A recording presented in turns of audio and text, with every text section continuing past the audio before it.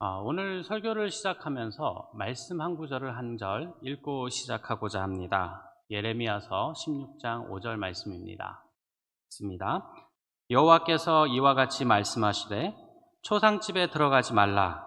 가서 통곡하지 말며 그들을 위하여 애곡하지 말라. 내가 이 백성에게서 나의 평강을 빼앗으며 인자와 사랑을 제함이라. 여호와의 말씀이니라.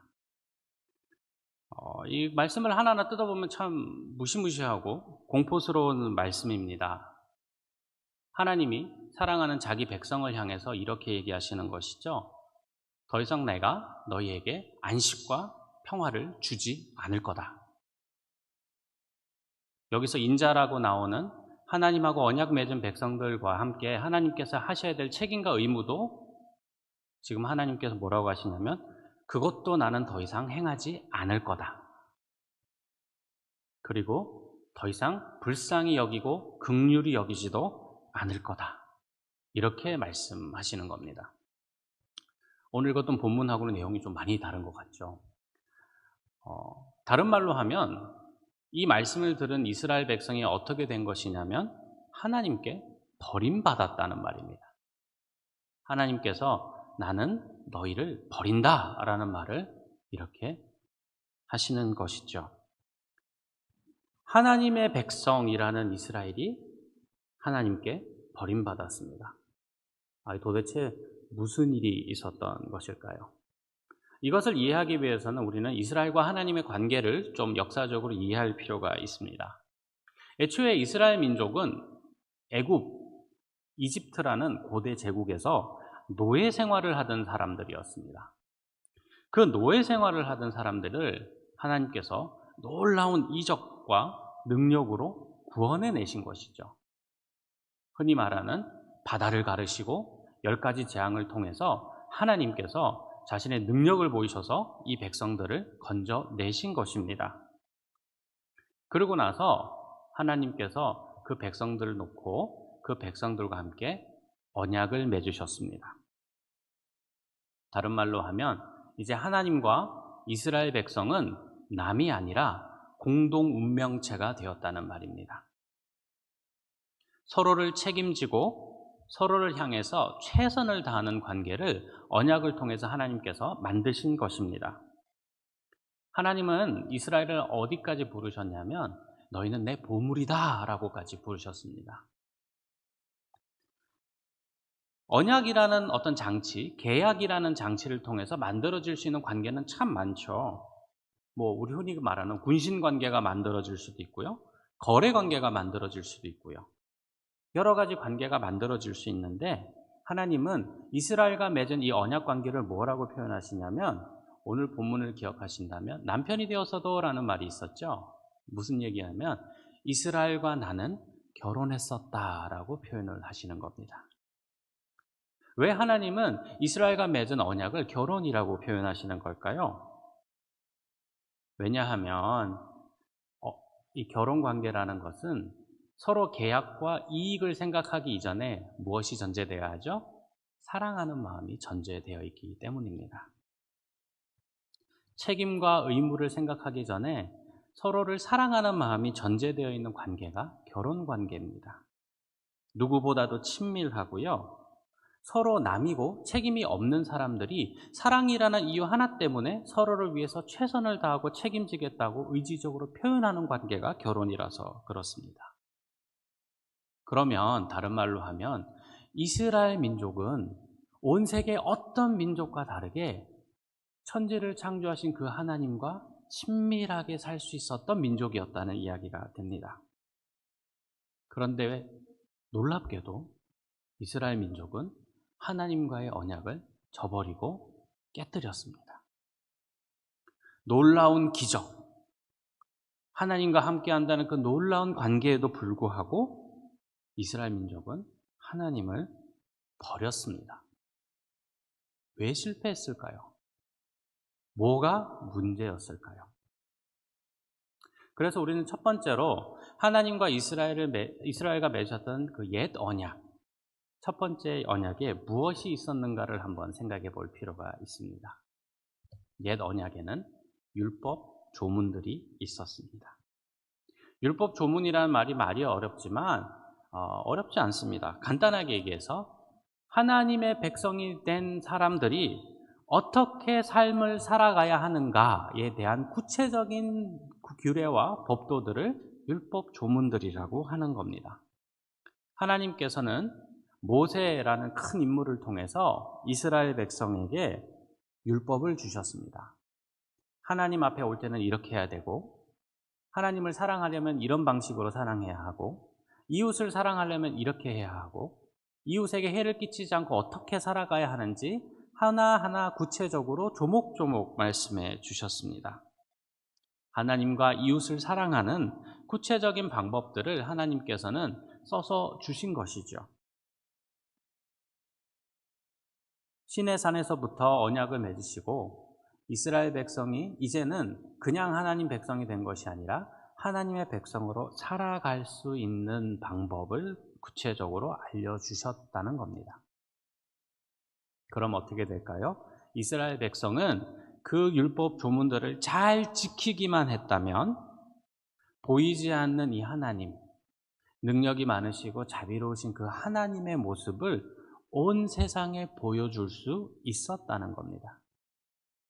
그 율법들을 잘 지켰다면 이스라엘 백성은 유일무이한, 온 세상에서 유일한 하나님의 백성으로 정말 멋지게 살아갈 수 있었다는 것이죠.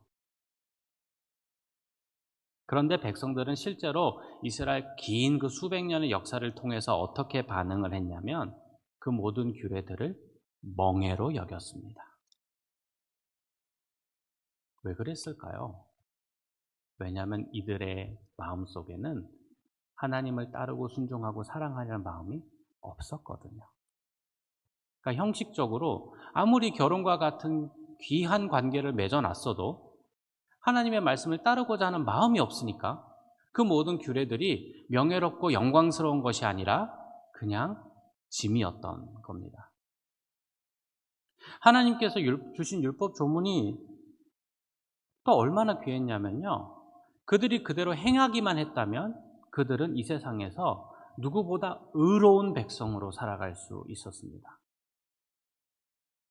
더 뛰어나고 더 훌륭하고 모든 민족들이 바라보았을 때 와, 저 사람들은 정말 훌륭하고 대단한 사람들이다. 왜 예전에 저희 한국을 동방예의지국이라고 불렀다고 하지 않습니까? 비록 작고 국력은 약한 나라지만 그 예의가 너무나 발라서 중국에서 야, 동방에 있는 예의가 깊은 민족이다 이렇게 불렀다고 저희가 보통 생각을 하죠. 그것처럼 이스라엘 민족도 하나님의 주신 율법 조문을 잘 지키기만 했다면 온 세계 민족들이 바라보았을 때 정말 작고 보잘것없는 민족인데 야, 저 사람들 사는 방식만 봐도 저 사람들 너무 대단한 사람들이라는 칭찬을 듣고 살았을 거라는 겁니다. 그런데 이스라엘 민족들은 어떻게 반응했나요? 불순종했습니다. 왜요? 순종하고자 하는 마음이 없었기 때문입니다. 그들은 하나님과 결혼 관계를 정말 누리면서 행복하게 살아가는 것이 아니라 자신들의 마음을 노예처럼 만들고 그 율법을 짐으로 여기면서 살았던 겁니다. 아마 누가복음에 나오는 탕자의 비유를 다들 아실 것입니다. 작은 아들이 아버지한테 아버지 재산이나 미리 나눠주십시오 하고 도망을 가죠. 그리고 흥청망청 살다가 결국 마지막에 아버지 집에 돌아가면 굶어 죽진 않을 거야 하는 마음으로 돌아왔는데 아버지께서 정말 다시 아들로 만들어주시고 사랑해주시는 정말 은혜로운 이야기죠. 그런데 거기에는 한 사람이 더 등장합니다. 큰아들입니다. 그런데 큰아들은 아버지께 그 작은 아들을 동생을 받아준 그 아버지를 바라보면서 이렇게 얘기하죠. 내가 수년에 걸쳐서 아버지를 섬겼는데 라는 표현을 씁니다. 근데 여기서 섬겼는데는요, 정말 좀 자세하게 읽어보면 이런 표현입니다.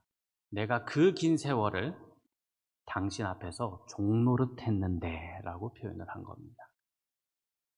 아버지를 섬기고 아버지를 도와주고 아버지가 일을 했던 것이 아버지를 사랑해서 한 것이 아니라 아버지 앞에서 종노릇했다라고 표현을 한 겁니다.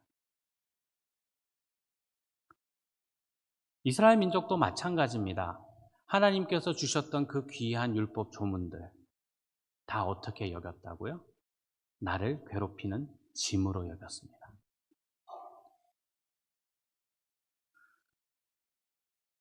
하나님의 법을 정말 정확하게 아는 사람들, 하나님을 섬기는 방법을 알고 어떻게 살아갈지도 알았지만 이스라엘 민족은 그것을 지키지 않았습니다. 왜냐고요? 그들은 하나님을 사랑하는 마음이 없었기 때문입니다. 그래서 망했습니다. 눈앞에서 하나님께서 일으켜주신 그 큰 기적과 놀라운 이적들을 보고 하나님이 전하신 그 말씀들을 듣고 선지자를 통해서 그 말씀들을 수많이 들으면서도 그 율법을 다 가지고 있는 사람들이었는데 실패했습니다. 하나님을 사랑하는 마음이 없었기 때문입니다. 그러면 한번 생각을 해봐야죠. 도대체 하나님의 백성이 될 수 있는 사람들이 누굴까? 저렇게 하나님이 세세하게 어떻게 살아갈 수 있는지까지 방법까지 가르쳐주고 기적 일으켜주고 온갖 사랑의 표현을 다 부어줘도 저렇게 안 되는데 도대체 하나님의 백성으로 살 수 있는 사람이 누굴까? 그리고 또 반대로 우리도 한번 생각을 해야 됩니다. 예수님을 믿고 예수님의 십자가 보혈을 믿고 오늘 이렇게 주님 앞에 나온 우리는 괜찮을까요? 오히려 우리는 이스라엘 민족보다 율법 전문도 적고요. 더 없는 것 같은데 저희는 괜찮을까요? 그러나 오늘 본문에 보면 하나님은 새 언약을 맺으신다고 말씀하십니다. 그리고 뭔가 방법을 바꾸신다고 말씀하시죠. 그래서 우리가 두 번째로 생각해 볼 것은 이겁니다. 새 언약에 그럼 주신 것은 무엇일까? 새 언약에 우리에게 주신 것은 다른 것이 아니라 마음입니다. 옛 언약에서는 하나님이 큰 이적과 기적을 많이 일으키셨고요. 세세한 조문들도 만들어 주셨고요. 여러 가지 형식들도 다 갖추어 주셨습니다. 그런데 마음이 없으니까 불순종하고 도망갔습니다. 그래서 하나님께서 이번에는 어떤 언약을 주시는 거냐면 우리의 마음을 바꾸시는 언약을 세우시는 겁니다. 이제 하나님께서 주신 새로운 언약은 옛 언약과 다릅니다. 외면적인 형식과 규례보다 더 나은 것을 주신 것이죠. 이스라엘을 구원하실 때 누가 봐도 와 눈앞에서 막 멋지고 막 삐까뻔쩍한 기적들과 이적들로 구원하셨다면 이번에는요 사실 누가 얘기해 주지 않으면 아무도 모를 것 같은 사건으로 구원해 주십니다. 그냥 어디 저기 이스라엘 땅에 팔레스타인 땅에 누구 한 사람이 죽었다는 거죠. 오늘 하루도 수많은 사람이 목숨을 잃고 죽는데 도대체 그 한 사람의 죽음이 뭐가 그렇게 특별해서 이 새 언약을 주시는 걸까요?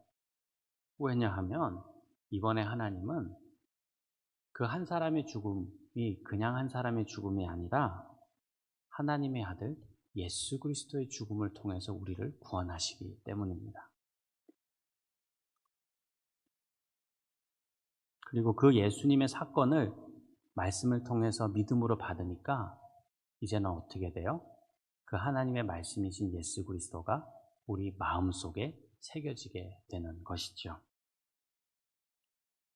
하나님께서 화려한 능력이 얼마나 크신가를 보여주시는 것보다 이제는 그 보이지 않았던 하나님의 진심을 우리에게 보여주시는 겁니다. 어떤 사람이 무슨 일을 할 때 이 사람이 얼마나 진지한가를 판단하는 기준은 이 사람이 그 일을 위해서 무엇을 얼마나 투자하는지를 보면 됩니다. 우리 아이들이 나 이제 공부 열심히 할 거야 그래 놓고 얘기해 놓고 매일 TV 앞에 앉아 있고 컴퓨터 게임만 한다면 우리는 그 이야기를 진지하게 받아들일 수 없습니다. 그러나 나 서울대 갈 거야 라고 외친 아이가 머리에 띠를 띠고 방 안에서 안 나오고 책상 앞에 붙여놓고 하루 3시간을만 자면서 공부를 열심히 한다면 얘가 정말 진지하구나 라고 우리는 받아들일 수 있습니다. 그러면 하나님은 어떠실까요? 하나님은 새 언약을 주시고 우리를 구원해 주시는데 얼마나 진지하실까요? 그것은 하나님께서 우리를 구원하시는데 당신의 아들 예수 그리스도의 목숨을 바쳤다는 데 있어서 알 수 있습니다. 하나님은 정말 진지하신 겁니다. 우리가 죄인 되었을 때에, 우리가 무가치하고 하나님 앞에 심판받아야 되는 대상일 때에 하나님께서는 자기 아들의 목숨을 값을 대신하여 우리를 구원하신 겁니다. 옛 언약에서 하나님께서 능력을 보여주셨다면 이 새 언약에서는 우리 마음을 감동케 하는 하나님의 진심을 보여주고 계신 겁니다. 그 예수님의 목숨을 통해서 우리는 영원한 속죄에 다가갑니다. 인간의 의식과 인간의 예식으로는 절차를 수도 없이 반복해야 했습니다. 불완전한 속죄였죠. 그러나 예수님의 피를 통해서 얻은 우리의 속죄는 영원한 속죄입니다. 그렇다면 이제 이 하나님의 진심과 하나님의 이 역사를 보았을 때 우리는 어떻게 반응해야 할까요? 나를 살리기 위해서 자신의 목숨까지 바친 예수님을 바라볼 때 우리는 어떻게 나아갈 수 있을까요? 그리고 그것으로 끝내신 것이 아닙니다. 역사적인 사건으로만 끝내셨다면 우리는 여전히 믿음에서 흔들리고 있을 겁니다. 그런데 이번에는 한 분을 더 보내시죠. 성령님이십니다. 예수님께서 약속하셨던 그 또 다른 보혜사이신 성령님께서 우리 마음에 같이 계신 겁니다. 그리고 성령님께서는 우리 안에서 끊임없이 간구하고 계십니다. 무엇을 하기 위해서요? 우리의 마음이 변치 않고 지켜내시기 위해서. 그리고 하나님의 말씀을 끊임없이 생각나게 하시고 깨닫게 하십니다. 그래서 우리가 하나님의 말씀 앞에서 도망가지 않도록요. 예수님을 통해서 얻은 그 영원한 속죄와 성령님의 역사하심을 통해서 우리는 하나님께서 주셨던 그 마음을 지켜가고 있는 것입니다. 우리는 하나님의 일을 하기에 능력이 부족하다고 이야기합니다. 능력은 부족할 수 있습니다. 그러나 그것은 당연할 수 있습니다. 왜냐하면 새 언약에서 하나님이 우리에게 주신 것은 마음이기 때문입니다. 능력은 부족하지만 하나님을 사랑하고 그 말씀을 지키려는 마음에는 부족함이 없을 것입니다. 그래서 우리는 이제 하나님을 아빠, 아버지라고 부릅니다. 성령님께서 주신 그 마음은 다른 사람의 마음이 아니라 아들의 마음을 우리에게 주신 겁니다. 옛 언약은 관계의 형식을 만들어 주었습니다. 하지만 마음에 없는 관계는 결국 파국에 다다랐죠. 형식으로 사람을 얼마든지 올가매 둘 수는 있습니다. 그러나 마음이 없다면 결국 그 관계는 깨어진 겁니다. 새 언약이 우리에게 있습니다. 비록 눈앞에 커다란 이적은 없을 수 있습니다. 그리고 구체적으로 세세하게 어떻게 살아야 되는지 옛 언약과 같은 그런 율법 조문들이 우리한테는 없을 수도 있죠. 그러나 하나님께서 성령님을 통해서 우리 마음에 심어주신 것은 다름 아닌 변치 않고 하나님을 신뢰하며 사랑하는 그 마음입니다. 왜냐하면 마음이 있으면 그 관계는 지켜지고 있는 것이기 때문입니다. 하나님과 맺었던 그 언약의 관계가 예수님을 통해서 맺으신 그 언약의 관계가 우리의 마음이 있다는 것으로 유지되고 있는 것입니다. 그럼 도대체 그 마음이라는 게 뭘까요? 그 마음이라는 것이 무엇일까요? 저는 애초에 이 설교를 준비할 때 처음 들었던 질문이 그거였습니다. 신앙생활을 오래 하면 오래 할수록 사실 기대하는 것은 더 성숙한 모습입니다. 더 나은 모습입니다. 저희가 말씀 안에서 성화돼 간다고 하는데 더 성화돼 가는 모습입니다. 그런데 어느 날 문득 돌아보면요, 변한 게 없는 것 같아요. 여전히 내 안에 욕심은 그대로인 것 같고요. 인격적으로 더 성숙할 것 같았는데 인격적으로 더 부족해지는 모습이 더 나타나는 것 같습니다. 뭔가 잘 하다가 마지막 순간에 넘어지기도 하는 거죠.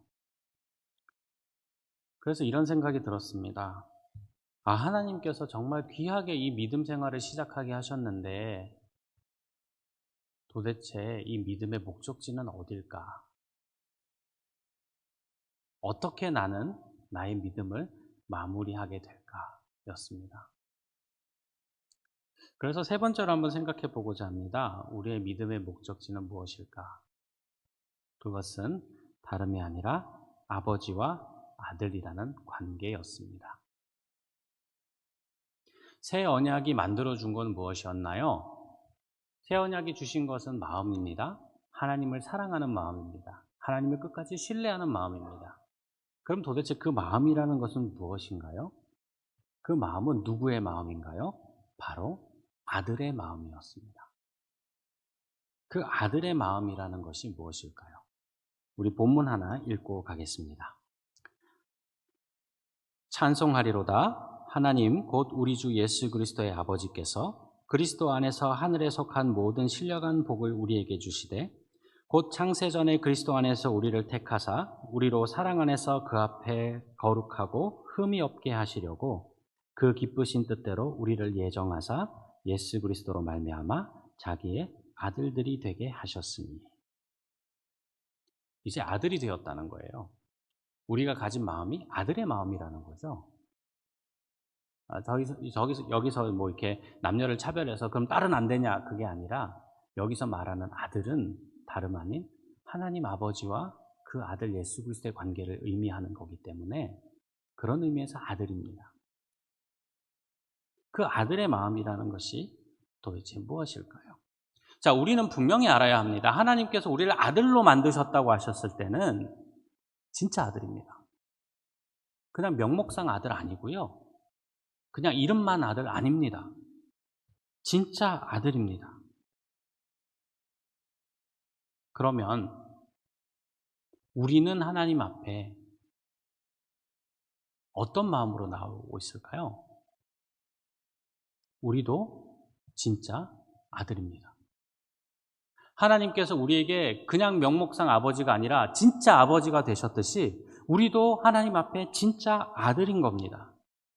그렇다면 우리는 아들의 모습을 가지고 있겠지요. 왜냐하면 하나님께서 우리를 그렇게 만드셨기 때문입니다. 명목상 아들로 그냥 만들어 놓은 것이 아니라 우리 마음속에 무엇을 주셨냐면 그 하나님의 아들 예수 그리스도의 형상을 주신 겁니다. 그리고 우리로 하여금 그 형상을 본받게 하시는 것이요. 그럼 도대체 그 형상이라는 것이 무엇이죠? 우리 예수님의 모습을 생각을 해봅니다. 여러 가지 모습이 있으셨어요. 예수님의 능력도 있으셨습니다. 예수님의 성품도 있으셨습니다. 그리고 예수님께서 하셨던 여러 가지 행동도 있으셨죠. 그렇지만 그 중에서 가장 중요한 것이 있다면 그것은 예수님께서 단 한순간도 아버지 하나님을 사랑하지 않은 적이 없다는 겁니다. 예수님은 언제나 아버지 하나님을 사랑하셨습니다. 그리고 하나님도 예수님을 언제나 사랑하셨죠. 요한복음에 보면 아버지께서 예수님을 얼마나 사랑하시는지에 대한 여러 가지 표현이 나옵니다. 그렇다면 그렇게 사랑하시는 아버지를 사랑하는 예수님은 어떻게 그 사랑을 표현하셨을까요? 예수님도 아버지를 끝까지 신뢰하셨습니다. 어떻게요? 십자가 앞에서 겟세마네 동산에서 예수님은 아버지의 원대로 하옵소서라고 기도하시죠. 무슨 말입니까? 하나님, 나 버려도 괜찮습니다. 하나님 버리셔도 괜찮습니다. 그 뜻이 선하다는 것을 나는 믿어 의심치 않습니다. 십자가에서 이렇게 얘기하십니다. 아버지, 내 영혼을 주님의 손에 부탁합니다. 무슨 말인가요? 하나님이 나 분명히 버렸는데, 아버지가 나 분명히 버렸는데도 괜찮습니다. 내 육신은 죽지만 여전히 내 영혼을 의탁할 분이 있다면 아버지뿐입니다. 이렇게 이야기하신 겁니다. 예수님께서는 하나님을 사랑하는 마음을 끝까지 신뢰하는 믿음의 모습으로 보여주신 겁니다. 다시 한번 우리는 생각합니다. 어떤 상황에서도 마음이 있으면 관계는 깨어지지 않고 계속되고 있는 것입니다. 아버지께서 계속 영원히 아들을 사랑하셨던 것처럼 예수님도 그 어려운 상황, 아버지께서 나를 버리신 상황, 그 상황에서도 그 마음을 잃지 않으셨던 겁니다. 그리고 그 마음을 하나님에 대해서 끝까지 믿고 신뢰하는 그 마음을 우리는 무엇이라고 부르냐면 믿음이라고 부릅니다. 여기 계신 모든 성도님들은 다 그 믿음이 있으실 줄 믿습니다. 그래서 하나님은 우리에게 아들의 형상을 주신 겁니다. 아들의 마음을 우리에게 주신 겁니다. 왜냐고요? 아버지는 언제나 아들을 사랑합니다. 그리고 아들도 아버지를 언제나 사랑합니다. 그 아버지를 향한 사랑과 신뢰를 결코 놓지 않습니다. 우리에게 아들의 형상을 주셨다는 말은 그 삼위일체 하나님께서 누리시는 그 사랑의 관계 속으로 우리를 부르셨다는 뜻입니다. 하나님을 끝까지 믿고 신뢰하는 것 누구의 모습이라고요? 예수님의 모습이라고요. 그 모습이 누구에게 있다고요? 지금 이 자리에 나와 계신 모든 성도님들께 있는 겁니다. 죄인이 아니라 의인이다라는 말은 다른 게 아닙니다. 의인은 믿음으로 말미암아 살리라. 하나님을 향한 신뢰와 믿음을 끝까지 놓지 않고 있다는 겁니다. 그래서 우리 한번 다시 생각을 해보면요. 옛 언약은 깨어질 수 있었죠. 왜? 사람이 순종하냐 아냐에 따라서 그 언약이 달려 있었으니까. 우리가 얻은 새 언약은요, 안 깨어집니다. 왜요? 이번에 주신 거는 마음을 주신 것인데 그 마음이 다름 아닌 성령 하나님께서 붙잡고 계신 마음이라서 그렇습니다. 누구의 마음이요? 하나님을 끝까지 사랑하셨던 그 예수님, 하나님의 아들의 마음이 우리 안에 있기 때문입니다. 우리에게 아들의 형상을 주신 것으로 인해서 아들을 사랑하는 아버지도 변하지 않으시고 그 아들의 형상으로 빚으신 그 아들의 형상들도 끝까지 사랑하시는 것처럼 아들의 형상을 지닌 우리도 하나님을 끝까지 사랑하게 되는 것입니다. 어떤 상황 속에서도 여전히 내 안에 그 신락 같은 믿음의 한 조각이 남아있다면 우리는 여전히 그것을 기뻐할 수 있습니다. 왜냐하면 그 마음이 있다는 것은 내가 여전히 하나님의 백성이라는 뜻이기 때문입니다. 여호와는 나의 능력과 찬송이시요 나의 구원이 되셨도다. 의인들의 장막에는 기쁜 소리, 구원의 소리가 있으며 여호와의 오른손이 권능을 베푸시며 여호와의 오른손이 높이 들렸으며 여호와의 오른손이 권능을 베푸시는도다. 많이 들으시는 말씀이죠. 매주 주일 예배를 시작하는 말씀입니다. 구원받은 백성이 그 하나님의 구원을 기뻐하는 마음을 가지고 노래하는 찬양입니다. 우리 오늘 이 자리에 주님 앞에 예배드리는 것은 바로 그 마음을 가지고 있기 때문입니다. 그렇기 때문에 그 마음을 가진 사람들은 이렇게 노래할 수 있죠. 말씀 읽습니다. 주는 나의 하나님이시라. 내가 주께 감사하리이다. 주는 나의 하나님이시라. 내가 주를 높이리이다. 여호와께 감사하라. 그는 선하시며 그의 인자하심이 영원하미로다. 딴 거 다 없어도 되고 그냥 하나님이 제 하나님이셔서 저는 그게 너무 기뻐요 라고 하는 그 마음, 그것이 구약에서부터 끝까지 하나님께서 우리에게 주시고자 하셨던 그 마음입니다. 하나님께서 나의 아버지 되심과 우리의 주님 되심을 기뻐할 수 있는 자들이 부르는 노래, 이 노래입니다. 여전히 우리 안에는 버리지 못한 욕심이 있을 겁니다. 끊지 못한 죄가 있을 겁니다.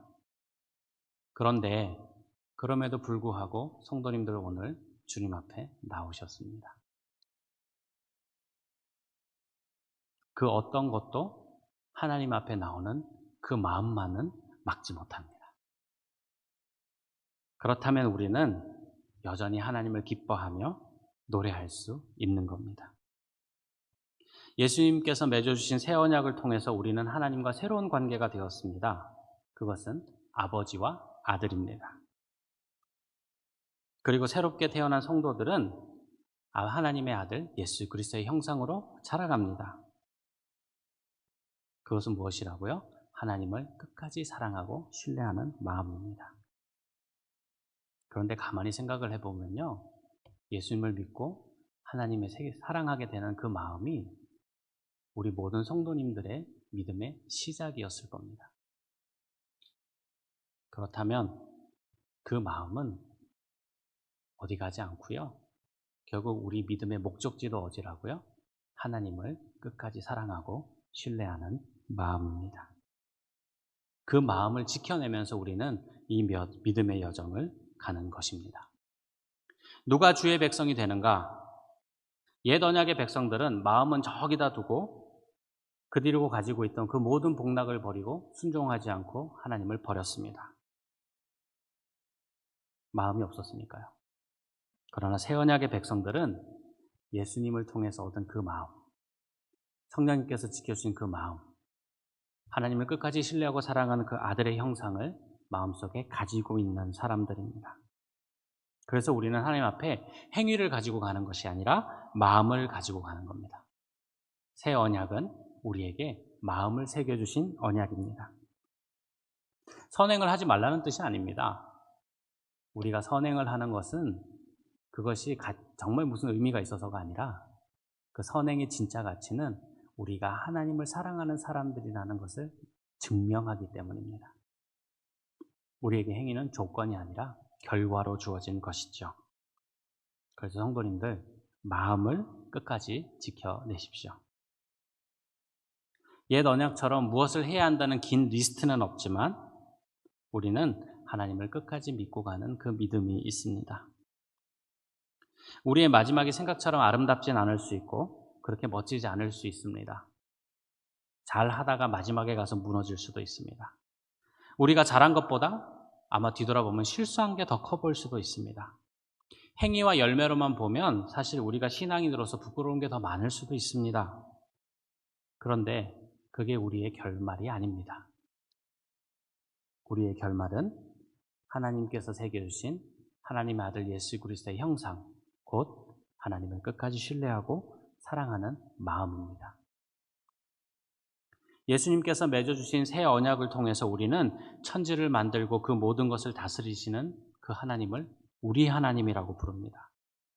그리고 감히 그분을 아버지라고 부릅니다. 하나님께서는 아들을 기뻐하시듯 우리를 기뻐하십니다. 우리도 하나님을 기뻐합니다. 하나님께서 사랑하시듯 우리도 하나님께 순종하고 믿음의 길을 걸어갑니다. 우리가 시작했던 믿음의 여정이 하나님을 믿어보고 하나님을 믿고 신뢰하고 사랑하려고 했던 그 마음이었다면 우리의 목적지도 다름 아닌 처음과 같은 그 마음입니다. 믿음을 붙잡고 살아가고 계신 성도 여러분, 말씀을 따라 이렇게 길게 살아가다가 마지막에 내 인생의 뒤를 돌아보았을 때 우리가 기억할 게 뭐가 있을까요? 내가 얼마나 했고 무엇을 했고 일까요? 하나님 앞에서 우리가 드리는 참된 고백은 그게 아니라 하나님 앞에 딱 섰을 때 아마 할 말은 이거지 않을까 싶습니다. 저요, 하나님 정말 사랑하다 왔어요. 왜냐하면 우리 믿음의 목적지는 얼마나 내가 이뤄낸 성과에 있느냐, 분량에 있느냐가 아니라 처음부터 성령 하나님께서 예수님을 통해서 우리 마음에 심어주셨던 하나님을 믿고 의지하고 사랑하는 마음이기 때문에 그렇습니다. 그리고 그 모습으로 하나님 앞에 서 있을 때 우리가 발견하는 것은 하나님 앞에서 여전히 그분을 신뢰하고 사랑하는 예수 그리스도의 모습과 같을 것입니다. 그런 모습을 보시면 하나님은 이렇게 얘기하시겠죠. 사랑하는 아들아, 딸아, 수고했다. 너의 모든 삶과 마음을 내가 안다. 지금도 나는 너를 사랑한다. 연약함에 부끄러우시다면 당당히 얼굴을 드셔도 됩니다. 미성숙함과 실수에 절망하지 마십시오.